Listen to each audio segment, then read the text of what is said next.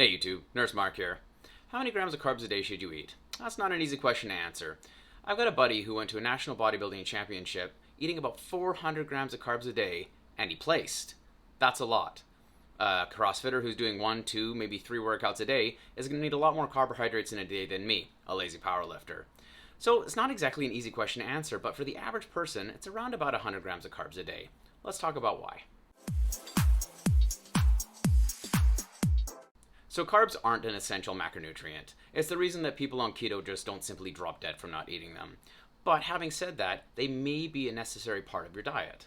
So why is 100 grams of carbs a day a good starting point? Well, our body preferentially uses carbs as a source of energy. So when you're going to lift weights, it's going to burn sugar for fuel, and when you start doing your cardiovascular exercise for that first portion of it, it's burning sugar for energy. So by keeping those carbohydrates and sugar stores up, you're maximizing your potential for performance, which is kind of the whole point of doing this gym thing, isn't it? And depending on whether you're bulking or cutting will determine how many carbs you actually need. So let's take an example of a 200-pound male. Let's say his TDEE, or total daily energy expenditure, is about 2,000 calories.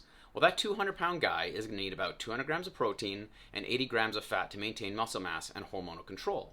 So that 200 grams of protein is about 800 calories, and that 80 grams of fat is about 720 calories, leaving us with a total of 480 calories left over that we can fill in with carbs to fuel his workouts.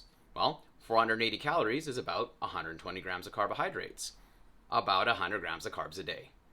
It's a good overall starting point, but it's more of a guideline than a rule. There's no hard and fast when it comes to carbohydrate intake. You see, when you exercise and you burn your glycogen stores, your body is going to rebuild those both in your liver and your muscles all for you at rest. So you can eat carbohydrates anytime, and your body will do all the work for you. You don't really have to put a lot of thinking into it.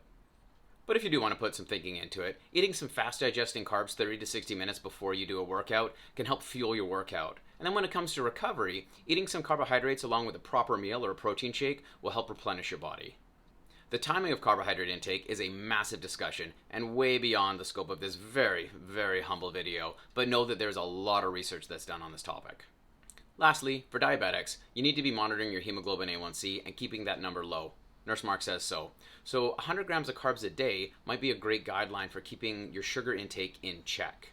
100 grams of carbs a day is a great starting point, but again, it's a guideline. Play with that number. Figure out how to best optimize your workout and fuel your body.